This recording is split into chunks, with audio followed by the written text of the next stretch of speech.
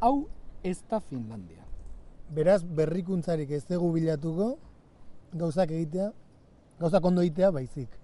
Hoi da.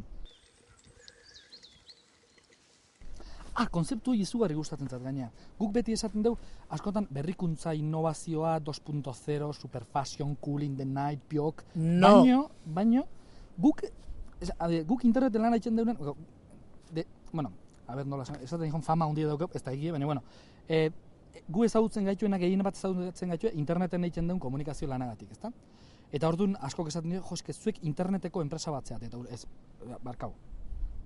Hasieratik hasi. Guzako internet erraminda bat gehiago da, horren atzetik lan asko dau, eta askotan gaina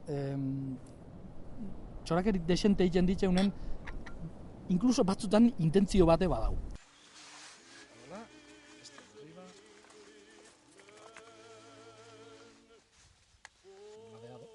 Está perfecto eso.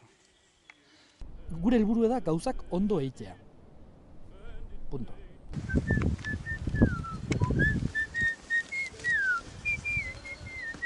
La niña de la estación. Azukrerik eta esneik ez ziat ekarri, apaloseko. Eta gaina, filtroa tetera honena dek superguai, con lo cual nos vamos a comer el té. Va. Eta nik i baino gehiago. Baina honek asko alimentatzen mendik, así que. Voilà. Good temperature. Delifunar Deli de Delicatessen, Fan, FUN ondo pasa, eta art gastronomia jandaian baino gehiago delako uste dugu. Guk nahi duguna enpresakin da gastronomia eta sektore agroalimentarioaren ingurun prozesu eta estrategi berrik edo azeleratzea edo sortzea. Gastronomia, produktu, tradizio edo ohitura horien inguruan, hor separatu dauden elementu guzti horiei historia komun bat ematea, hau da, sintesi. Bai, Xabik esan dona baino ulertzeko modun, para el común de los mortales, ezta? Guk eske gehiegi sintetizatzen dut. Guk ekarri nahi dugu sektore agroalimentarioa merkatue existitzen dala mezuen. Hau da, nola esateko, misio jainkotar bat, bai, evangelizazio misio bat.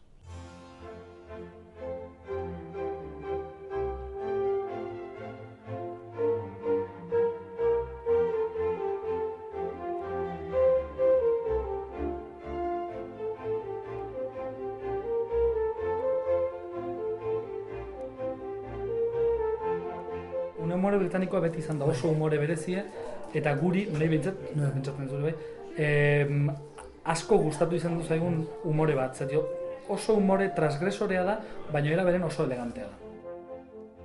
Ni uste, halako umore keinoak egitea, nekazaritzaren mundun eta, imaginatu, no? Elefantes como una cacharrea, hombre, izango geho, baino, beti, tampoco vas ayer. Esaten izan, diskrezio pixkatik. Ez, diskrezio, ez.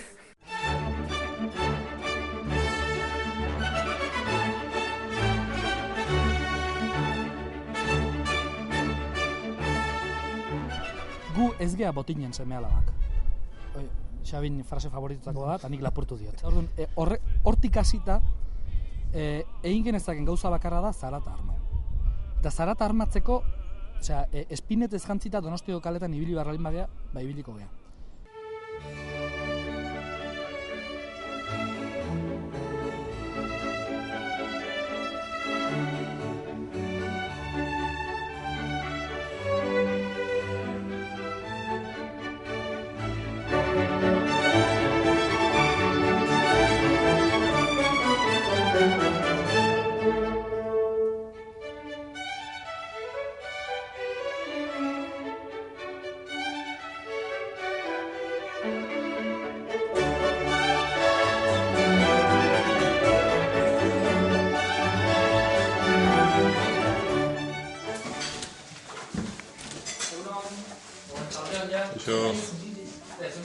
Subako edarra egoten dela, Eta horren... Dauna ni hemen, zu bertze etxekondea, hori etxekondea, igori hola.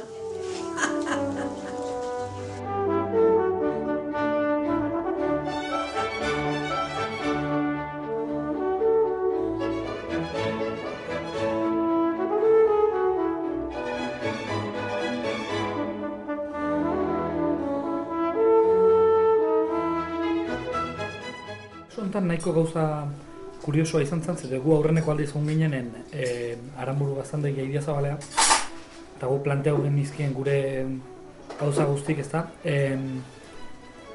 Erantzunek desente harritxuta utzi gintxun, zede erantzune izan zen, saltzeko badek nahi zuena. Oda, ez ziguen ez ezkoik esan, baizik eta, claro, eak implikau gabe, por supuesto, baina zuek etxe balin baduzu lo que sea, eta gu gehiago saldu balin badeo, aurrean, nahi zuena. Eta aurreneko momentu noski, pentsamentu izan zen ojala danak olako gali. Orduan hasi ginenen hori, lehenko zozketen genuen, hemen gaude argi esateko.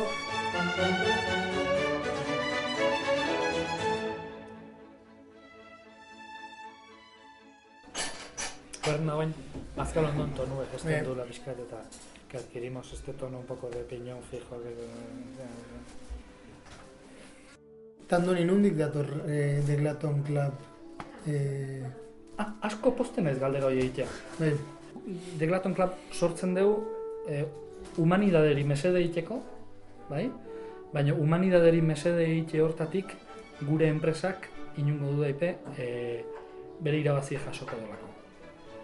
Bilatzen deuna da, gastronomia bizitzeko modu bat bezala ulertzen duen jendeen elkarleku bat. Ikasteko gogoa dauken jendea, kuriosia dauken jendea.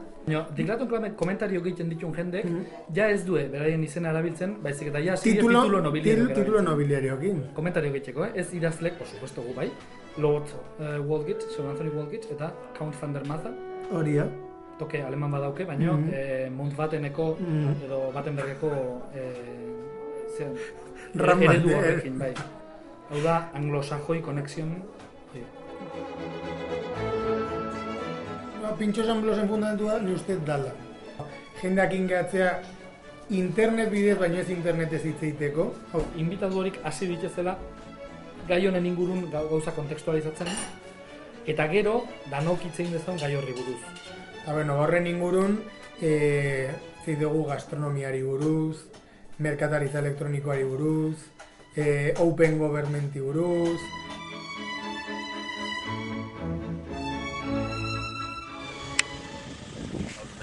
Hau da, Aranburu gaztatako anaietako bat, Jesus Aranburu, en persona.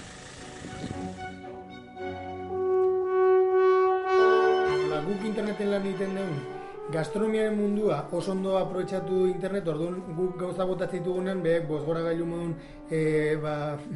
bideratu egiten dute informazioa. Nik usten dut, gastronomian komunikazioan mundu tradizionala oso itxie dela, hain da itxie ez gaituztela amenaza bezala hartzen, eta hor dau golpe de estado sentidue, hau da. Berrogei urtetik berako jendea gu aigean nolabait mugitzen, komunikabide klasikoetako ikusentzulek berak adijostela drastikoki. Beraz, ez dakit jende hori kontuatzen den gu amenaza bat gehala. Nik ez dakit gehan edo ez gehan, baina nik uste dut, baldin bat geha, berek ez diela kontuatzen. Gu lasai gaude.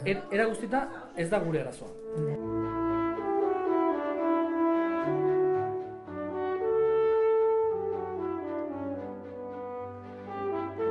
Baserritar baten gana jutentzea edo arrantzale baten gana jutentzea, eta beak esatitu, ni egiten duana, hau eta hau da, eta materia, eta esnea onlakoa da, eta egiten diogun tratamendua onlakoa da, eta orduan, guk, behai bakarrik hitz egiten uste du, eta esatu, hau ona da, honegatik, eta honegatik, eta hau esaten du, eta zegatik, etzea...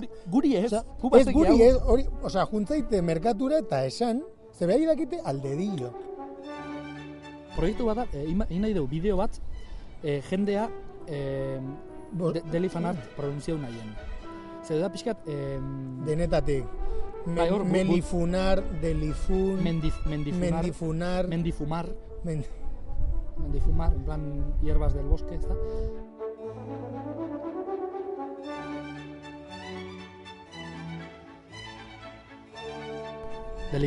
Delifun da lo más de lo más.